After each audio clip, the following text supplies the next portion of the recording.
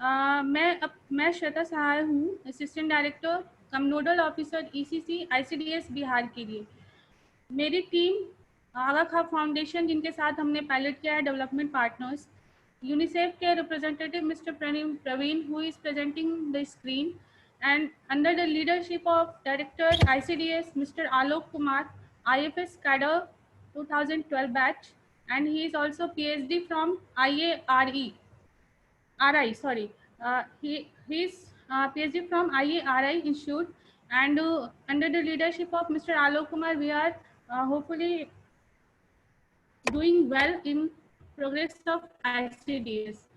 Now मैं यहाँ पे अभी प्रेजेंट करने चाहूँगी अपने प्रेजेंटेशन को। May I start? जी प्लीज स्टार्ट कीजिए। हाँ, थैंक यू। जैसे कि मैं अभी ICDS बिहार की तरफ से स्कॉच फाउंडेशन को धन्यवाद करना चाहूँगी, जिन्होंने हमारे इस पायलट प्रोजेक्ट को अंडर द डिजिटल कैटेगरी में एजुकेशन एंड लर्निंग आउटकम्स के लिए शॉर्टलिस्ट किया है। मैं इस प्रेजेंटेशन की शुरुआत एक ऐसे कोट से करना चाहूँगी जो हमारे पूरे होलिस्टिक जो हमारा व्यूज़ है उसको रिप्रेजेंट करेगा। Like inside every child is a rainbow waiting to shine. जब हम बात करते हैं बच्चों के डेवलपमेंट और होलिस्टिक डेवलपमेंट की, तो हम सभी ये जानते हैं कि बच्चों के जो शुरू के वर्ष होते हैं वो अत्यंत ही इम्पोर्टेंट होते हैं, जहाँ उनके होलिस्टिक डेवलपमेंट की शुरुआत होती है। बच्चा जब गर्भ में आता है, ये एकदम प्रूवन बात है कि जब बच्चा गर्भ में आता है तभी से उसके डेवलपमेंट की शुरुआत हो जाती है। इसको हम लोग एक स्लाइड से समझना चाहेंगे कि प्रेगनेंसी के दौरान ही उसके खासकर ब्रेन की डेवलपमेंट जो होती है वो स्टार्ट होती है, और under the age of eight the age of 3 to 6 years के एज तक लगभग मैक्सिमम जो डेवलपमेंट ब्रेन का होता है वो ख़त्म हो जाता है, और फिर उसके बाद जो न्यूरॉन्स के अटैचमेंट होते हैं वो मैक्सिमम हो जाते हैं और सिर्फ डेवलपमेंट होता है अदरवाइज। इस दौरान ही अगर हम लोग एक सुरक्षित और प्रेमपूर्ण वातावरण बच्चों को देते हैं, जहां स्वास्थ्य और पोषण और स्वच्छता के सभी प्रावधान सम्मिलित हों, तो हम लोग एक अच्छे सिटीजन को डेवलप कर सकते हैं जो एक आगे चलकर हमारे लिए एसेट होता है। और इसी को देखते हुए ICDS ने ECC की जो अवधारणा आई है वो इसी को देखते हुए आई है। सभी जानते हैं कि ICDS जो है इसकी शुरुआत 1975 से हुई थी, जहां ये 6 सर्विसेज ICDS देता है, और इसमें 6 सर्विसेज के साथ ही साथ जो हम लोग मेन सर्विसेज था वो अभी तक हम लोग फोकस करते थे न्यूट्रिशन हेल्थ को लेकर।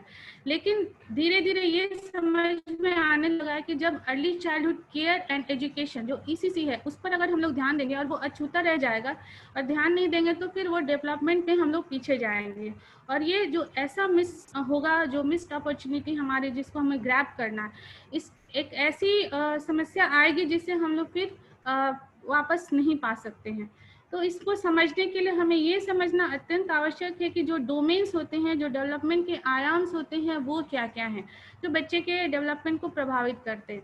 तो मेनली जो हम लोग जो आयाम है उन्हें इस स्लाइड से देख सकते हैं। फिजिकल डेवलपमेंट हमारा जो है वो बच्चे के फिजिकल डेवलपमेंट को देखता है, जहां उसके ग्रोथ, उसके हेल्थ, उसके हाइट, उसके वेट, और साथ ही साथ जो उसके जो फाइन एंड ग्रॉस मोटर्स होते हैं, उनका कोऑर्डिनेशंस होता है, उनके ये सारे बॉडी के जो बैलेंसिंग को प्रभावित करते हैं, इसमें सारी चीज़ें आती हैं। इसी में ब्रेन डेवलपमेंट भी आता है।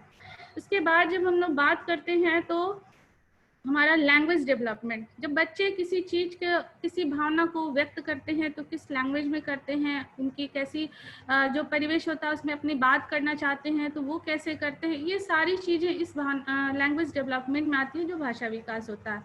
इसके बाद जो बात होती है हमारा कॉग्निटिव डेवलपमेंट की और सोशल डेवलपमेंट की। तो सोशल डेवलपमेंट में ऐसी चीज़ें होती हैं जो समाज में, परिवार में बच्चा कैसे पलता है, बढ़ता है, क्या चीज़ें सीखता है, वो कैसे बड़ों के साथ व्यवहार, छोटों के साथ उनका क्या तरीका होता है, कैसे संस्कार होते हैं, क्या वो साफ सफाई का ध्यान रखता है, जो उसके अंदर हैबिट्स है वो अच्छी हैबिट्स आती हैं या नहीं, ये सोशल डेवलपमेंट में होता है। और कॉग्निटिव डेवलपमेंट जहाँ बात करते हैं वो इस डेवलपमेंट में जहाँ रचनात्मक विकास होता है, जहाँ बच्चे खेल, चित्रकारी या फिर नृत्य या फिर किसी और आर्ट के माध्यम से अपनी रचनात्मकता, कला का विकास करते हैं।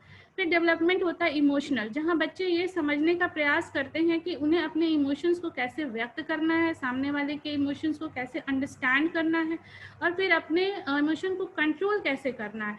तो ये इमोशनल डेवलपमेंट की बात होती है। तो ये एक डोमेन है जहाँ हम ईसीसी के डोमेन्स की बात करते हैं।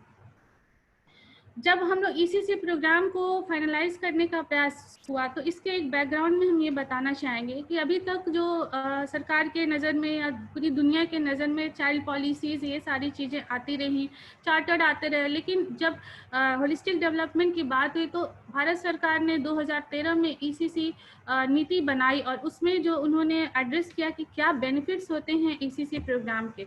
तो ईसीसी प्रोग्राम ओवरऑल चाइल्ड के health, mental health, physical health और न्यूट्रिशनल हेल्थ सारे एस्पेक्ट को कवर करता है, ओवरऑल उसके वेलफेयर की बात करता है। इसके साथ ही वो बात करता है कि बच्चे कैसे अपने फुल पोटेंशियल के साथ डेवलप करते हैं और कैसे वो अपने आप को सामने रखते हैं। एक पूरा प्रोग्राम जो early childhood care and education है, ये ईसीसी, इसमें एक पूरा इनेबलिंग एंड स्टिमुलेटिंग वातावरण बनता है, जहां बच्चे ये देखते हैं कि हमें कैसे इस पूरे माहौल के साथ में अपने प्राइमरी एजुकेशन के लिए प्रिपेयर्ड होना है। और इसके साथ ही ये वातावरण उनके केयर गिवर्स को भी मदद करता है। ये केयर गिवर्स दो तरह के हो सकते हैं, चाहे वो प्राइमरी हो जो उनके फैमिली, मदर, फादर और पेरेंट्स हो सकते हैं, या ग्रैंड पेरेंट्स हो सकते हैं, या फिर जो सेकेंडरी केयर गिवर्स हैं जहाँ पे जो उनको जो प्री स्कूलिंग के लिए जहाँ बच्चे नर्सरी, किंडरगार्टन या फिर हमारे आंगनबाड़ी सेंटर्स में आते हैं जो आईसीडीएस के द्वारा चलाया जाता है। तो आंगनबाड़ी सेविकाएं वो भी सेकेंडरी केयर गिवर्स होती हैं। तो उन सभी को तैयार किया जाता है कि वो बच्चे को उनके ईसीसी की बातें कर सके।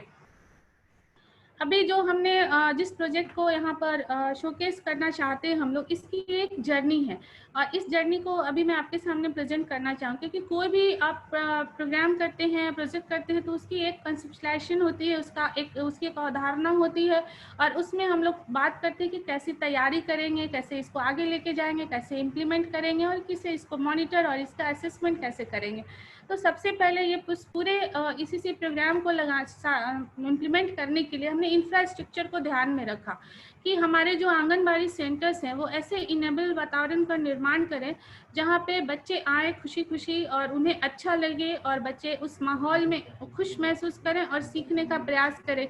बिल्डिंग ऐसी हो कि बिल्डिंग की ही चीज़ों को, लाइक खिड़की, दरवाजे ऐसे बने हो कि उन्हें हम लर्निंग एड की तरह इस्तेमाल कर सकें। और इसके साथ ही हम लोग उन सारे जो चेंजेस है उन्होंने हमने आंगनबाड़ी सेंटर्स में सारे चेंजेस किए। और उसके साथ ही जो हमारे जो केयर गिवर्स हैं, जैसे आंगनबाड़ी वर्कर हैं, उनके मॉनिटर, सीडीपीओ, एलएस हैं, उन सभी को हमने ट्रेन किया कि हमें इसको आगे लेकर कैसे जाना है और बच्चों के साथ कैसे एक्टिविटीज़ करनी है।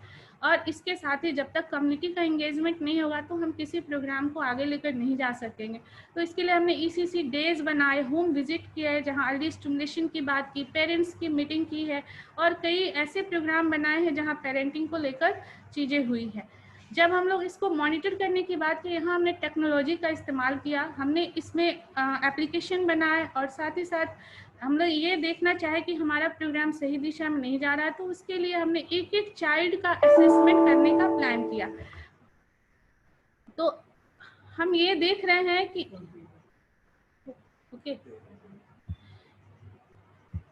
हम एक एक ये छोटा सा ग्लिम्सेस है जहां आप देख सकते हैं कि हमने अपने चेंजेस आंगनबाड़ी सेंटर्स में कैसे चेंजेस किए। Green wall painting, learning corners, upgradation of anganwadi centres as model centres. एक शॉर्ट वीडियो है जहां हम लोग ये भी दिखाना चाहेंगे कि हम कैसे एक्टिविटीज बच्चे करते हैं।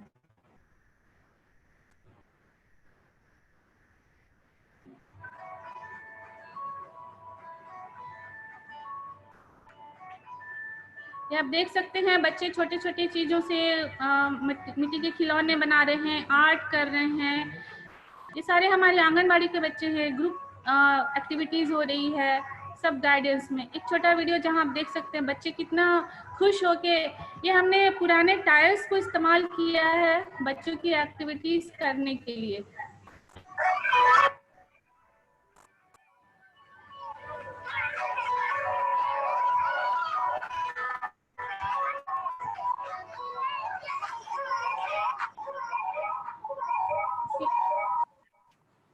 ये भी देखा था जब पूरा वर्ल्ड पैंडेमिक कोविड पैंडेमिक से जूझ रहा है, तो हमने ये भी देखा कि आंगनबाड़ी सेंटर्स हमारे बंद है, लेकिन इस एक्टिविटी को हम रोके नहीं।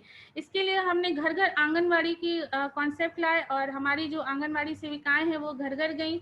उन्होंने एक्टिविटीज़ पेरेंट्स और बच्चों के साथ किए। हमने डे वाइज एक्टिविटीज़ प्लान किए हैं और इसमें हम सभी आंगनबाड़ी सेविकाएं जब जाती हैं, कुछ व्हाट्सएप मैसेजेस हैं, कुछ कहानी सुनने के लिए हमने मिस्ड कॉल देने का ऑप्शन रखा है। वर्चुअल क्लासेस हमारी आंगनबाड़ी सेविकाएं बच्चों के साथ ले रही हैं। इन सारी एक्टिविटीज़ से हमने कोविड के दौरान भी आगे हम लोग ने रखा है कि ये सारी एक्टिविटीज़ होती रहे।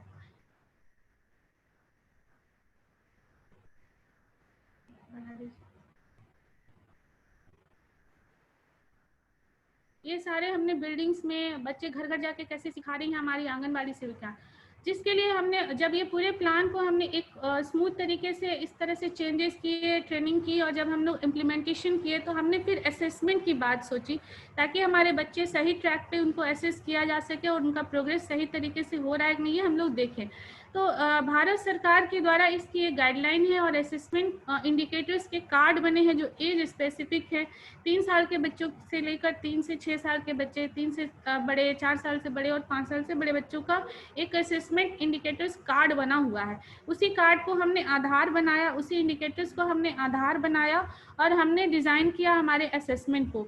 इसके लिए हमने बाकायदा जो हमारी आंगनबाड़ी सेविकाएं हैं उनको फॉर्मेट दिए जो एज वाइज फॉर्मेट थे। 3 ईयर्स से ज़्यादा, 4 ईयर्स से ज़्यादा, 5 ईयर्स से ज़्यादा वो फॉर्मेट्स थे। ये असेसमेंट जो कि क्वार्टरली होना है तो हमने इसको उसी बेस पे रखा और चूंकि असेसमेंट एक दिन का नहीं है, ये ऑब्जर्वेशन के आधार पे होता है। ये सारी आंगनबाड़ी जो सेविकाएं हैं वो early childhood care and education की पूरी थीम, पूरे प्रोसीजर से ट्रेंड है, तो वो जानती हैं कि एक दिन का असेसमेंट नहीं हो सकता है। ये हमें कंटिन्यूस ऑब्जर्वेशन और उनके परफॉर्मेंस को असेस करना होता है, तब जाके हम लोग एक असेसमेंट कार्ड भरते हैं। तो ये कार्ड वैसे फॉर्मेट तैयार किया गया, फिर इसकी गूगल शीट बनाई गई और इसे डेटा एक्सपोर्ट किया गया। मैं थोड़ा बिहार के कॉन्टेक्स्ट में बताना चाहूँगी कि बिहार एक highly and densely populated state है और यहाँ पर लगभग 11 करोड़ से ज़्यादा पॉपुलेशन है। यहाँ जो इलाकों की बात करें तो पूरा डाइवर्सिफाइड इलाके हैं, कहीं पर बाढ़ आती है, जो डिजास्टर से भी कहीं सूखा की स्थिति आती है, तो ये सारी चीज़ें हैं। इस पूरे पॉपुलेशन को कवर करने के लिए हमारे 1,14,718 आंगनबाड़ी सेंटर्स हैं, जिसके अंडर में अगर 3 से 6 साल के बच्चों की बात करते हैं तो वो लगभग 30 लाख बच्चे हैं जो हमारे इसमें कवर हो रहे हैं। तो हमने एक पूरा हमारे पास ह्यूज पॉपुलेशन है जिसको हमें कवर करना है। तो हमने जब पायलट करने की सोची तो 1% पॉपुलेशन को हमने, जो बच्चों का पॉपुलेशन है उसको टारगेट किया और इसमें हमने ऐसे इलाकों का चयन किया जो रूरल भी थे, अर्बन भी थे, जो डिजास्टर से, फ्लड से प्रभावित इलाके थे, या फिर जहाँ एईएस जो है उस सिंड्रोम से भी प्रभावित जो इलाके हैं सबको कवर करने का एक सैंपल साइज दिया। पटना ज़िले, समस्तीपुर ज़िले और मुजफ्फरपुर ज़िले को हमने पायलट किया है, जिसमें यहाँ पे पटना ज़िले में 19,067 बच्चे हैं, समस्तीपुर में 5,546 बच्चे हैं और मुजफ्फरपुर ज़िले में 2,697 बच्चे हैं। टोटल हमारा 27,310 बच्चों का असेसमेंट किया गया, जिसमें आंगनबाड़ी इन्वॉल्व है। टोटल हमारी 925 आंगनबाड़ी सेविकाएं इन्वॉल्व हैं। ये फॉर्मेट श्वेता जी इसको कंक्लूड कीजिए, टाइम हो गया है। फटाफट आप जो जिस्ट इसका बताना चाह रहे हैं वो बताइए अब इसका, कि इसके करने से क्या फायदा हुआ, क्या आउटकम हुआ, क्या इम्पैक्ट है, क्योंकि आपकी स्लाइड्स बहुत ज्यादा है और वो कंप्लीट हो नहीं पाएंगी। तो हमने जो आउटकम्स को हमने देखा है तो हमने ये पाया कि बच्चे जो हमारे जैसे जैसे एज बढ़ रही है और उन्हें अगर इन्वायरमेंट सही दे रहे हैं, नबल इन्वायरमेंट दे रहे हैं, तो बच्चों को उनके जो सारे डोमेन्स है उसमें प्रोग्रेस भी ग्रेजुअली आ रही है। एक दो डोमेन से जहाँ पर कुछ हमें हो सकता है हमें एसेस करने की ज़रूरत पड़ सकती है, तो हमने हर एक डोमेन्स को देखा और हमने ये पाया कि बच्चे कैसे बढ़ रहे हैं। ये हमारी फाइंडिंग्स है, जहाँ हमने देखा कि बच्चों को, जो हमने रिपोर्ट में भी सबमिट किया है, कि बच्चे जो है जैसे जैसे उनकी एज बढ़ रही है हम उसको कैसे कैसे मॉनिटर कर रहे हैं और वो हमने एसेस करने की कोशिश की कि किस किस एक्टिविटीज़ को वो अच्छे से कर पा रहे हैं और किसको वो उन्हें सपोर्ट की ज़रूरत है। तो इसी कैटेगरी में हमने ऐसे ही असेसमेंट किया है। उसके अलावा जब हम लोग जो हमें चैलेंजेस आए हैं वो भी हमने देखा कि जो टेक्नो सेवी हमारी सेविकाएं नहीं है या फिर हमें यूज़ डेटा है, तो आगे चलकर जो हमें इसको ये करना है, जो हमारा कंक्लूजन है वो मैं बताना चाहूँगी। इस पूरे जो हमारे पायलट है, इससे हमने ये देखा कि हम एक एक बच्चे की इंडिविजुअल कैपेसिटी को देख सकते हैं, वो डोमेन्स वाइज उनका कैसा डेवलपमेंट है और किस डोमेन्स में वो अच्छा कर रहा है, किस में उसमें सपोर्ट की ज़रूरत है, ये भी हम देख सकते हैं। मतलब हम एक चाइल्ड वाइज प्रोफाइल डेवलप कर सकते हैं। ये प्रोफाइल हमें पेरेंट के काउंसलिंग में भी बहुत मदद करता है। साथ ही साथ ये एक ऐसा डेटा है जो रिपोजिटरी की तरह यूज़ हो सकता है, जिसे हम आगे चलकर जब बच्चे प्राइमरी एजुकेशन और आगे जाते हैं तो हम उनका एक प्रोफाइल तैयार कर सकते हैं, जिसे हम आगे इस्तेमाल कर सकते हैं। तो ये हमने इसे अच्छा, इसको हमें जो फीडबैक मिले और इसका आउटकम अच्छा मिला, तो हमने एक एक्शन प्लान बनाने की सोची और इसका स्केल अप हम स्टेट वाइड करेंगे। और ऐसे हमने इसको हमने सोचा है, इसके लिए एक्शन प्लान भी हम प्रिपेयर कर रहे हैं। बस मैं यही कहना चाहूँगी कि children are not things to be moulded but people to be unfolded. बच्चों को देखें, उन्हें सुने, उनके साथ एक्टिविटीज़ करें, उन्हें जानने का प्रयास करें, तभी उनका ओवरऑल डेवलपमेंट हो सकता है। थैंक यू बहुत बढ़िया है श्वेता जी, आपने जो ये सारी बातें बताई, जो डेवलपमेंट की बात थी, फिजिकल, इमोशनल, कॉग्निटिव और सोशल एंड लैंग्वेज डेवलपमेंट, सारी बातें ठीक है। लेकिन जैसा आप जानते हैं कि बिहार सेकंड लार्जेस्ट स्टेट है जो माल न्यूट्रिशन है बच्चों का, 3 साल के बच्चों तक का करीब 45% बच्चे जो हैं आपके माल न्यूट्रिशन है। और आपके यहाँ से बना हुआ दूसरा स्टेट झारखंड है, वो नंबर 1 है, in case I am right. तो व्हाट इज हैपनिंग, बाकी का डेवलपमेंट, अगर बच्चा मेल न्यूट्रिशन होगा, अंडरवेट होगा, तो उसका बाकी का डेवलपमेंट कैसे करेंगे? सबसे पहली पॉइंट तो ये आपने जो इनिशिएटिव लिया, मैं ये नहीं कह रहा कि इनिशिएटिव ठीक नहीं है, साथ साथ इसका भी डेवलपमेंट होना जरूरी है। लेकिन सबसे पहले ये आपको लगता नहीं श्वेता जी कि हमें सबसे पहली चीज ये करनी चाहिए कि जो मेल न्यूट्रिशन के ऊपर हमें ध्यान देना चाहिए, क्योंकि आप झारखंड ले लो या बिहार ले लो, दोनों एक ही तो थैली की चट्टे बट्टे हैं। अगर 45% बच्चे 3 साल से नीचे माल न्यूट्रिशन है, ये तो डाटा है, मेरे ख्याल में नेशनल डाटा है, इसको तो कोई मना कर ही नहीं सकता है। तो उसको लेके आप लोग क्या कर रहे हैं? और दूसरी बात ये है कि ये सारा का सारा काम आंगनवाड़ी के थ्रू आप कर रहे होंगे, आप प्राइमरी हेल्थ सेंटर के लोगों की भी हेल्प उसके अंदर ले रहे होंगे, ये सारा कुछ कर रहे हैं, बड़ी अच्छी बात है। लेकिन मेरे को इस बात का जवाब चाहिए कि भी जो चीज आपको पता है उस चीज को हम आगे नहीं बढ़ा रहे हैं, उसके अलावा हम बाकी एक्टिविटी कर रहे हैं, करना चाहिए। लेकिन सबसे पहले हमें माल न्यूट्रिशन के ऊपर ध्यान देना पड़ेगा, ताकि एक बच्चों का हम संपूर्ण तरीके से विकास कर सके। अगर एक हेल्दी बच्चा होगा तो उसको सोशली भी इन्वॉल्व होगा, लैंग्वेज भी समझ में आएगी, पढ़ाई भी करेगा, बाकी सब चीजें भी करेगी, ब्रेन भी उसका डेवलप होगा। अगर ये नहीं करेंगे हम तो वो दिक्कत वाली बात होगी। आपके क्या व्यू पॉइंट है इसके लिए? सबसे पहले मेल न्यूट्रिशन की अगर हम लोग बात करते हैं तो इसमें 2 एस्पेक्ट है। एक मेल न्यूट्रिशन, अगर हम लोग न्यूट्रिशनल ये से कहें तो वो एक एस्पेक्ट है, और एक जो हमने अभी बात करी थी वो ओवरऑल ब्रेन डेवलपमेंट की और सारे नहीं, मैं बिल्कुल माइल्ड न्यूट्रिशन, अंडरवेट की बात कर रहा हूँ, ब्रेन डेवलपमेंट की बात ही नहीं कर रहा हूँ। ओके, तो मेल न्यूट्रिशन के लिए शायद आपको पता हो, माननीय प्रधानमंत्री जी के द्वारा लॉन्च किया गया था पोषण अभियान। ठीक है, मुझे सब पता है। हाँ, पूरे स्टेट में हमने इस पर हमारी सभी आंगनबाड़ी सेविकाएं पोषण अभियान को रोल आउट कर रही हैं। और जो हम अभी हमारे जो CNRS के जो डाटा आया है वो बहुत एनकरेजिंग है। जो हमारा 48% स्टार्टिंग जो NFHS 4 का डेटा है उससे रिड्यूस करके ये 42% पे आया है।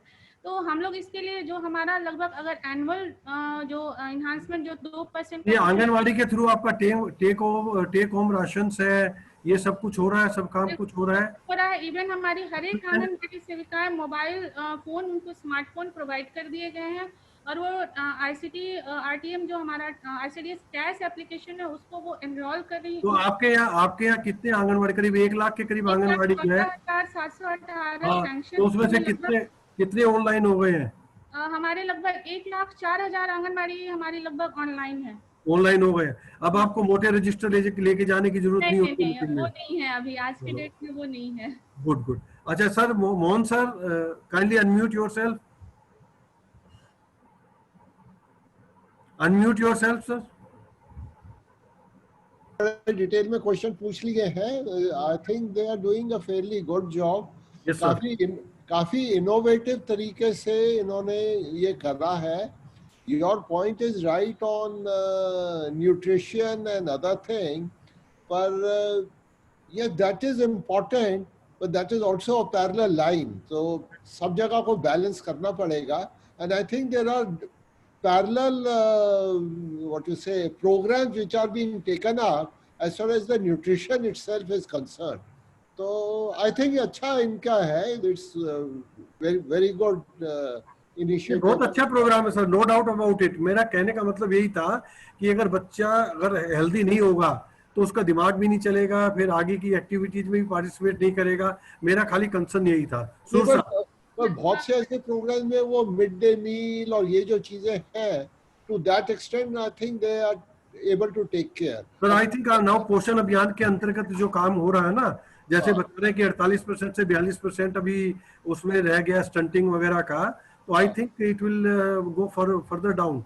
सूर साहब, मैं इसमें एक चीज सबमिशन करना चाहूंगी कि जैसे हम लोग अभी जिस डेवलपमेंट की अभी बात कर रहे थे, इसका प्रभाव न्यूट्रिशन पे भी पड़ता है. अगर हम बच्चे को शुरू से अगर उस तरह का एग्जाम्पल, आप खुद देखेंगे कि बच्चे के साथ जब एक्टिविटी करते हैं तो उसको खाने की, उसको भूख लगती है, उसके साथ ये सारी चीजें, ये कहीं ना कहीं न्यूट्रिशन को भी एड्रेस कर रहा है. और ये अगर एक्टिविटी नहीं करते हैं और अगर शुरू में ही हम लोग ये सारी चीजें नहीं करते हैं तो हम लोग अर्ली स्टिमुलेशन को देखते नहीं है, और शायद वो बच्चा अगर वो कहीं डिसेबिलिटी की ओर जा रहा है तो वो भी हम लोग पकड़ सकते हैं इन सारी चीजों. बात उसके लिए बहुत जरूरी है मैडम.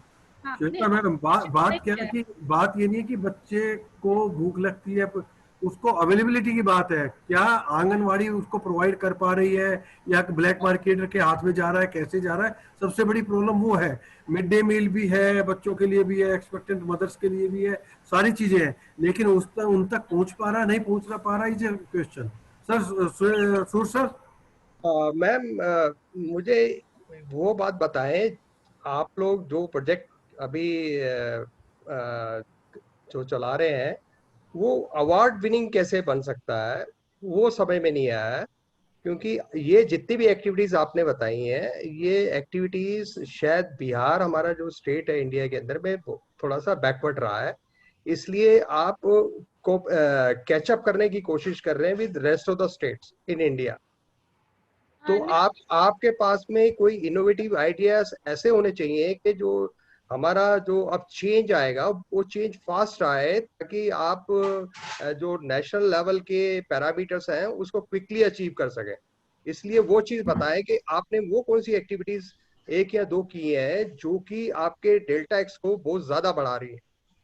हमने जो प्रेजेंट किया है सर, उसमें हमने ये दिखाने की कोशिश की कि जो असेसमेंट जो होने हैं, जो बच्चों के असेसमेंट होते हैं, वो हमने ऑनलाइन करने का प्रयास किया है. That is correct madam.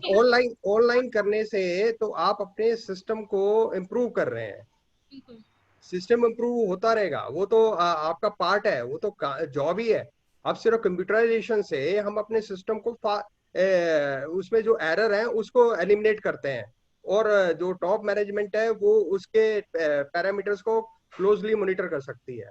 But no other thing I just find in your project कि जो आपने जो चेंज को रेडिकल चेंज लाए, ताकि आपका स्टेट जो है वो नेशनल लेवल पे अच्छे पैरामीटर्स को क्विकली अडॉप्ट कर ले, ऐसा मुझे महसूस नहीं होता.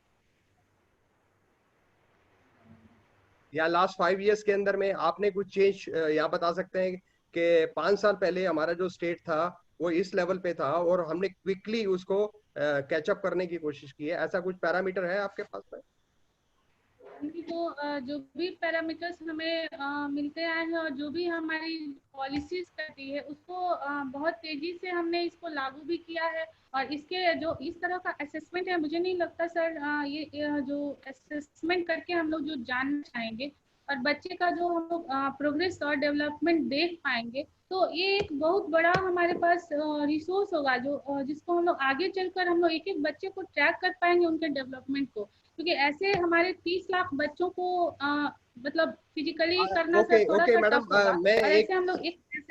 मैं आपसे ये जानना चाहता हूँ, जो चाइल्ड डेवलपमेंट के लिए एक पैरामीटर वो बताएं जो नेशनल लेवल पे है, जिसको आप अचीव करने की कोशिश कर रहे हैं, और वो पैरामीटर आप कितने सालों के अंदर में अचीव कर पाएंगे. अगर वो आपके दिमाग के अंदर में क्लैरिटी है तो आपका जो प्रोजेक्ट है वो इम्प्रूव कर सकता है. अदरवाइज तो लगे रहिए 10 साल में हमारे बच्चे डेवलप नहीं कर पाएंगे बिहार के, और दूसरे स्टेट वाले, if you go to state like Maharashtra, Gujarat, Punjab और हरियाणा, तो they are very progressive state and वहां पर पैरामीटर्स बड़ी फास्ट वो इम्प्रूव करते हैं। तो ऐसा कोई पैरामीटर आपकी समझ में आता है? या आप कोई बात नहीं, इसकी इंफॉर्मेशन आप हमारे को बाद में प्रोवाइड कर दीजिएगा। We will assess on that basis your project. Thank you very much. Very good, thank you very much. Sameer? Thank you very much, ma'am, for the presentation. Now next is